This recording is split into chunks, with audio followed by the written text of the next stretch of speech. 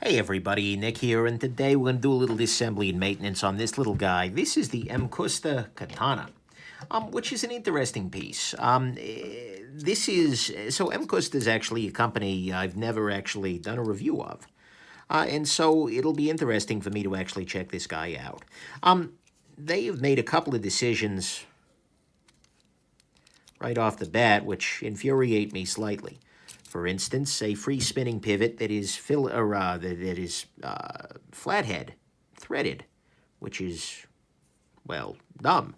And how am I going to do this? Free spinning pivots are not great. Then they're using Teflon washers, which is not great. And then this appears to be T6, but take a look at these freaking screw heads. They're like weirdly geometrical. That's how you pronounce that. Are they proprietary? Because I'm using Torx T6 and it doesn't... Maybe they're T5 threaded? Which is going to make me dislike this even more? Yeah, they're freaking T5. Wow. That's just a way to tell me to go myself. Alright, well, let's pop that out. Yeah, these are working fine with T5. And now we'll pop the knife the rest of the way apart here. They almost feel like they're captive. And you know what? If you want to be captive, you can be captive. Ugh, take a look at that. Just some freaking Plasticho washers. I mean, look, construction's straightforward. Wait a second, the clip is a part of the liner. So that's an interesting approach to the world. This is going pretty quickly, I'll say that much. But this is an interesting approach to the world because at some level it is very simple. If your clip is a part of the liner, then, well, your clip can't break off or anything like that. But the problem with doing it this way is that if your clip is sprung, for instance, it's bent too far one direction, there is no real way to fix it without relying on some kind of a source of heat or something like that. Or, for instance, if your clip breaks off, then your knife is dead. You have no clip.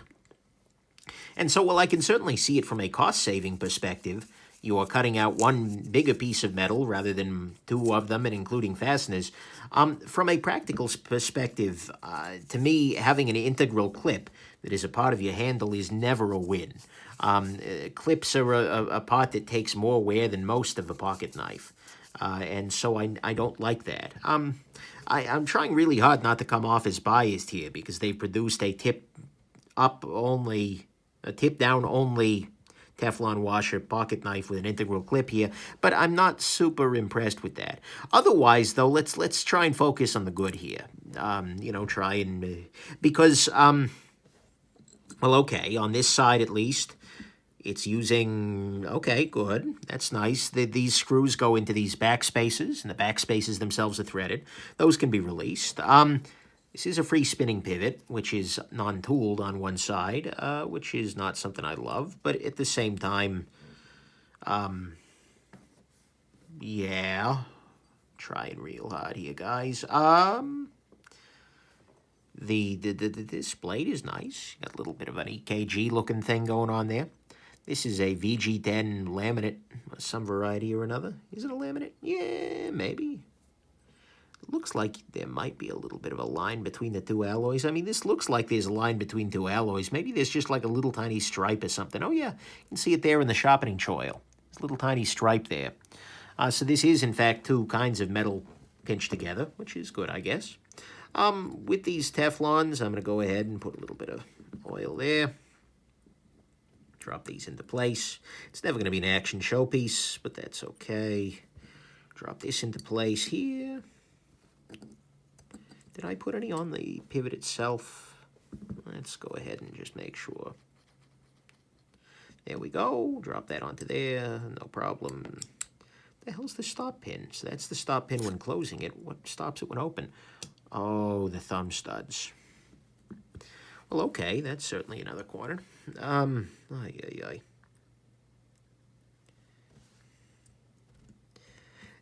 It's an attractive piece, I'll give it that. But construction-wise, it's just kind of a pile of knife gripes. Okay, so let's go ahead and try and put this guy back together here. I have all three of my, and since these are little T5s, I am not remotely going to think about thread locker, because those are going to strip out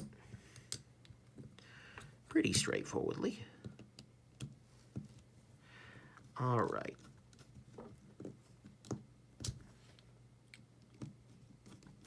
Much like grad school in Vegas, there is a very, very high likelihood of stripping. Alrighty, and here we go. Sorry, that was probably a little bit off color, but that's okay, I hope. This guy I can, however, thread lock, and I am going to, because chances are I'm going to need to require a little bit of tuning in order to get everything in position here.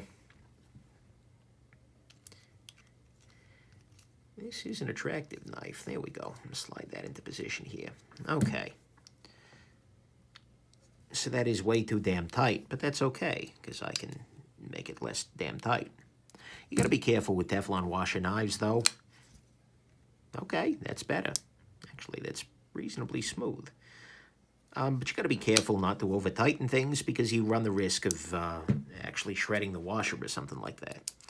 So, okay, which did I remove? Yeah, I removed this side. Oh, that's right, this is T6, which I was assuming, because this, I thought for a second, was a reasonable tool. God, I'm being super hard on this.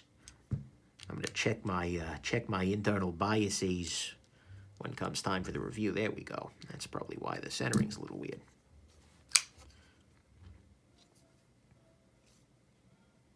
A little bit of play there now. Okay, let's tighten this back up a little bit here.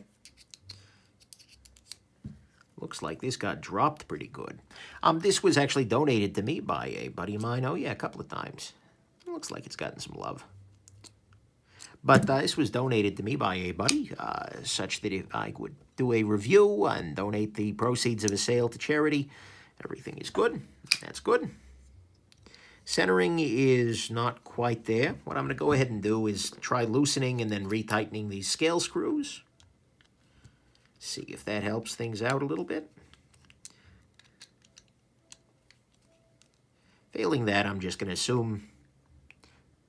Actually, looks like that might have helped a little. So I'm going to go ahead and tighten from this direction out. Failing that, not every knife centers. Okay, that was good for a second there. I'm going to go the other route. Now I'm going to tighten from outside towards inwards. Maybe that'll help. Okay, we are back to centered. Go ahead and tighten you.